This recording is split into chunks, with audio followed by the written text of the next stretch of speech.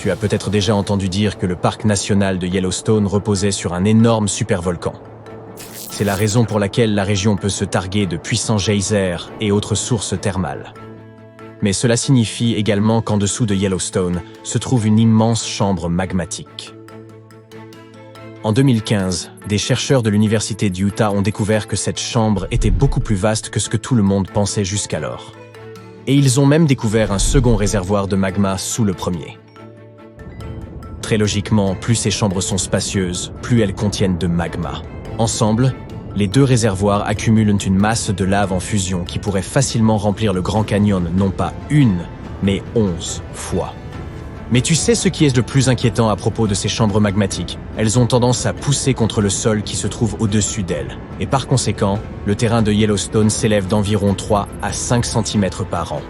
En plus de cela, Yellowstone possède le statut de volcan actif et son indice d'explosivité volcanique, car oui, il y en a un, est de 8 sur 8.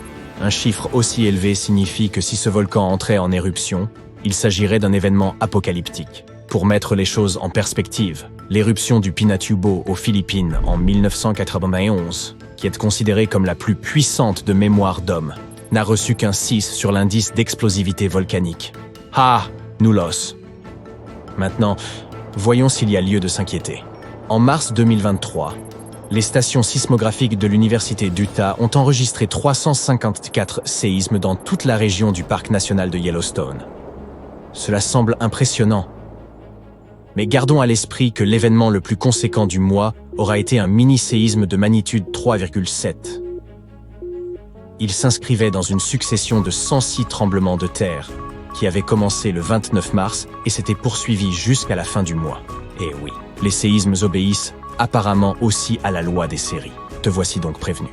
Les sismologues affirment que l'activité sismique de Yellowstone est, eh bien, un peu plus active qu'à l'accoutumée. Mais ce n'est pas aussi grave qu'il n'y paraît. Un géophysicien du nom de Michael Polland, travaillant à l'observatoire du volcan de Yellowstone, affirme que le volcan n'entrera pas en éruption de sitôt. Pour que cela se produise, il doit se trouver assez de magma prêt à entrer en éruption sous la surface. Ouf. Il doit également y avoir suffisamment de pression pour que ce magma monte. Mais aucune de ces conditions n'est aujourd'hui réunie.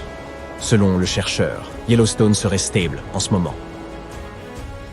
Dans le même temps, Polland et son équipe enregistrent toutes sortes d'activités souterraines, à la recherche de signes d'éventuelles éruptions. Certaines d'entre elles peuvent être la fréquence même des tremblements de terre ou la déformation du sol. Des milliers de mini-tremblements de terre couplés à des changements extrêmes à la surface du sol dans cette zone peuvent être des signes avant-coureurs. L'équipe surveille également la température des relevés thermiques de Yellowstone. C'est un autre signe notable d'une catastrophe potentielle, des changements à l'échelle du parc entier dans l'activité des geysers, ainsi que dans ses émissions de gaz et de chaleur. Alors, en dépit des affirmations des médias selon lesquelles Yellowstone serait prochainement sur le point d'entrer en éruption, car la dernière s'est produite il y a 7000 ans, ce n'est toutefois pas ainsi que fonctionnent les volcans. Les experts affirment que c'est l'un des malentendus les plus courants au sujet des volcans. Ils n'obéissent pas à un calendrier. Si une super éruption se produisait toutefois, la chose la plus inquiétante pour nous ne serait pas les coulées de lave, pas plus que le séisme qui accompagnerait très probablement cette catastrophe naturelle. Non. La pire conséquence d'une telle super éruption serait les cendres et leurs retombées. Jetons un coup d'œil à ce qu'il s'est passé quand le volcan de Yellowstone a éclaté il y a de très nombreuses années. Au moins 3 super éruptions se sont produites dans l'histoire du volcan. La plus puissante d'entre elles était 2500 fois plus dévastatrice que la terrifiante éruption du mont St. Helens dans l'État de Washington en 1980. Quant à la super éruption la plus récente du parc, elle y a été surnommée l'éruption de Lava Creek. C'est elle qui a formé la caldeira de Yellowstone après avoir vomi une quantité folle de poussière, de cendres volcaniques et de roches dans les airs. Récemment, les scientifiques ont également découvert 2 autres super-éruptions jusqu'alors inconnues, qui se seraient produites il y a environ 8,7 et 9 millions d'années. La plus récente des deux est désormais considérée comme l'événement le plus important jamais enregistré dans toute la région volcanique de Snake River et Yellowstone. Très bien, jetons maintenant un coup d'œil à ce qu'il s'est passé il y a tous ces millions d'années. Puisque nous n'étions pas là à l'époque, nous supposons tout cela sur la base de preuves. Les premiers signes de la catastrophe sont apparus bien avant que celle-ci n'éclate. Au cours de milliers d'années, la chaleur n'a fait que s'accumuler à l'intérieur du manteau terrestre. Elle n'a cessé de faire fondre la roche sous la croûte de la planète, laissant derrière elle d'énormes chambres. Celle-ci était remplie d'un mélange sous pression de roches semi-solides, de magma, de vapeur d'eau et de différents gaz, y compris du dioxyde de carbone. Toute cette bouillonnante soupe souterraine s'étendait de plus en plus à mesure que davantage de magma arrivait avec le temps. Et la Terre, au-dessus du système volcanique, s'élevait presque imperceptiblement. 1 an avant sa super éruption, Yellowstone a lâché un avertissement, un petit rototo peut-être, mais à cette époque, il n'y avait personne qui pouvait interpréter ces signaux. De plus, ces processus inquiétants se déroulaient principalement sous terre. Par exemple, la décompression libère des boules de gaz. Lorsqu'elles éclatent, ces boules peuvent souvent alimenter des types particuliers d'éruptions.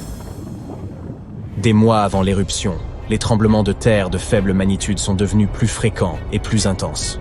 Un peu partout sur les flancs du supervolcan, le sol est devenu plus chaud qu'auparavant.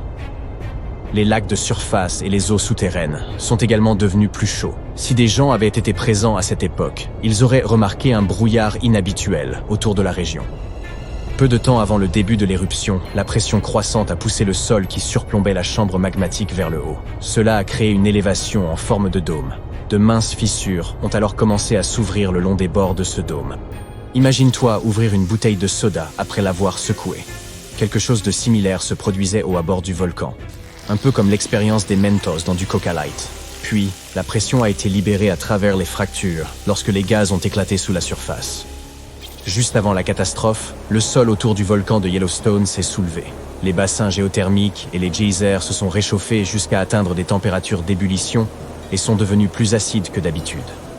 Le magma a commencé à remonter vers la surface. À un moment donné, le dôme rocheux de la chambre magmatique n'a plus pu résister et l'éruption a débuté. De petits mais constants tremblements ont commencé à secouer le sol plusieurs jours avant la catastrophe. Mais les véritables secousses n'ont commencé que plusieurs minutes avant l'éruption. Avec un grondement assourdissant, une immense colonne de lave et de cendres a été projetée dans les airs. En quelques minutes, une coulée pyroclastique a balayé la zone à une vitesse comparable à celle d'un ouragan. Une telle coulée est un mélange liquide de morceaux de lave semi-solides, de cendres volcaniques et de gaz en expansion chaud. Cela ressemble à une avalanche de neige extrêmement chaude et toxique. Avec une température d'environ 700 degrés Celsius, elle a tout brûlé tout sur son passage. Le volcan a continué à cracher des cendres pendant des jours et des jours. Pour tous les êtres vivants, leur retombée était l'une des conséquences les plus dangereuses de l'éruption. La cendre volcanique se transforme en ciment vitreux quelques secondes après avoir été inhalée.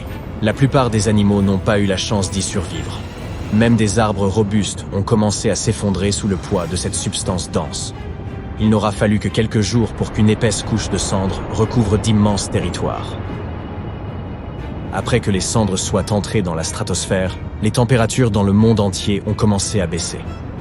L'éruption était riche en soufre, qui est un bloqueur de lumière solaire efficace. C'est pourquoi il a fait si froid qu'il n'y a pas eu d'été dans le monde entier pendant plusieurs années. Les animaux ne pouvaient plus trouver de nourriture ou d'eau propre. Cette catastrophe naturelle, appelée l'éruption supervolcanique de Gray's Landing, était proprement colossale. C'est ainsi que les chercheurs l'ont décrite dans leurs études récentes et elle a affecté un vaste territoire. Les courants de lave ont émaillé de verre volcanique brûlant une zone aussi grande que le New Jersey. Elle a instantanément stérilisé la surface de la Terre, éliminant toute la vie végétale qui y prospérait auparavant. Si une telle éruption devait se produire de nos jours, elle recouvrirait le Colorado, l'Utah et le Wyoming de presque 1 mètre de cendres volcaniques toxiques. De nombreuses régions seraient plongées dans l'obscurité. Même la côte, où vit la majorité des Américains, connaîtrait des problèmes avec la propagation du nuage de cendres. La catastrophe détruirait les récoltes et contaminerait les pâturages, interrompant les lignes et les transformateurs électriques. Alors, je suis sûr que tu seras d'accord avec nous. C'est une très bonne chose qu'une telle catastrophe ne soit pas prévue de sitôt. Et on a déjà bien assez d'autres choses à gérer.